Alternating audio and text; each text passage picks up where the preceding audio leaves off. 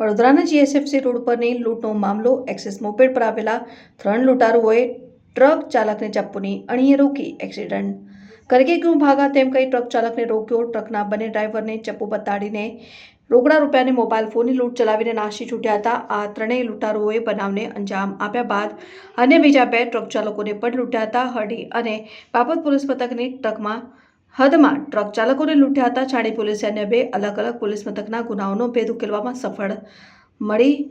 છાણી પોલીસે લૂંટારૂ ગેંગના 5 લૂંટારુઓને ઝડપી પાડ્યા। 1 ફરાર। છાણી પોલીસે રોકડ રૂપિયા અને 3 મોપેડ તેમજ 2 મોબાઈલ ફોન કબજે કર્યા। આ ગેંગ રાત્રિ સમયે હાઈવે ઉપર ટ્રક ચાલકો અને એકલ દોકલને લૂંટતી હતી। પ્રતિક મુકેશ ચૌહાણ, ધવલ ધનુભાઈ પગી, સમીર રમેશભાઈ, મૌલિક ઉર્ફે મિતેશ અશોક પરમાર, શુભમ વિજય ચૌહાણ નામના આરોપીને ઝડપી પાડ્યા।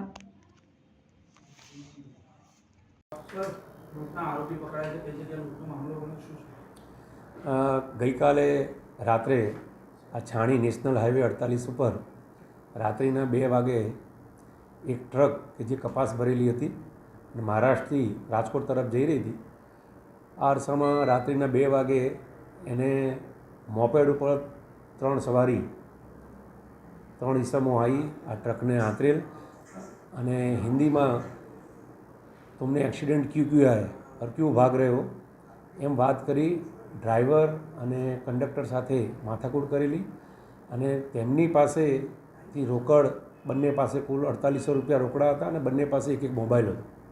આ બંને લૂંટી અને આ મોપેડ ઉપર ભાગી ગયેલા, જે મતલબે આ ડ્રાઈવરે પોલીસનો તાત્કાલિક સંપર્ક કરેલો। છાણી પોલીસ અને બીજી પોલીસ સ્થળ ઉપર પહોંચી અને ઘટના સંદર્ભે આખા રોડ ઉપરના સીસીટીવી ખેંચેલા તેમજ હ્યુમન રિસોર્સથી પણ માહિતી મળેલી કે આ લોકો નજીકના જ હોવાનું એક અનુમાન છે, જે આધારે અમે આરોપી સુધી પહોંચેલા। આજરોજ આ આરોપીઓને છાણી પોલીસે અટકાયતમાં લીધેલ છે। હાલ ધરપકડની કાર્યવાહી ચાલુ છે। આ આખી એક ગેંગ છે જેમાં 6 ઈસમો સંડોવાયેલા છે। એ 6 પૈકી 5 ઈસમોની પોલીસે ધરપકડ કરેલી છે અને એક હજુ પકડવાની તજવીજ ચાલુ છે। આ આરોપીઓ પાસેથી આ ગુનામાં ગયેલ સંપૂર્ણ મુદ્દામાલ રિકવર કરવામાં આવેલો છે, જેમાં ફરિયાદી અને એનો ક્લીનર ટ્રકના એ બંનેના મોબાઈલ તેમજ એમના બંને પાસેના રોકડ રૂપિયા 3000 પણ રિકવર કરવામાં આવેલા છે। એવમ આ મોપેડ કે જે ગુનામાં વપરાયેલું છે અને એક મોટરસાઇકલ એ પણ બંને વાહનો રિકવર કરવામાં આવેલા છે। આ 6 આરોપીઓનો ગુનાહિત રેકોર્ડ પણ છે। એ શહેરના રાવપુરા, ગોરવા, બાપોદ, સમા જેવા પોલીસ સ્ટેશનોમાં અગાઉ પકડાયેલા છે અને આ જ એમની એમો રહેલી છે કે હાઈવે ઉપર એકલ દોકલ જતા લોકોને તેમજ ટ્રકને આંતરી અને કોઈપણ કારણસર એમને રોકી અને એમની પાસે જે પણ કંઈ રોકડ રકમ મળે કે મોબાઈલ મળે એ લૂંટી લેતા હતા। તો એકંદરે હાલ છાણી તેમજ બાપોલ પોલીસ સ્ટેશનનો ગુનો ડિટેક્ટ થયેલ છે। વધુ પૂછપરછ ચાલુ છે અને બીજા પણ ગુના ડિટેક્ટ થાય એવી શક્યતા છે। ટોટલ 6 આરોપીઓ છે, એમાં 5ની ધરપકડ થઈ ગયેલી છે।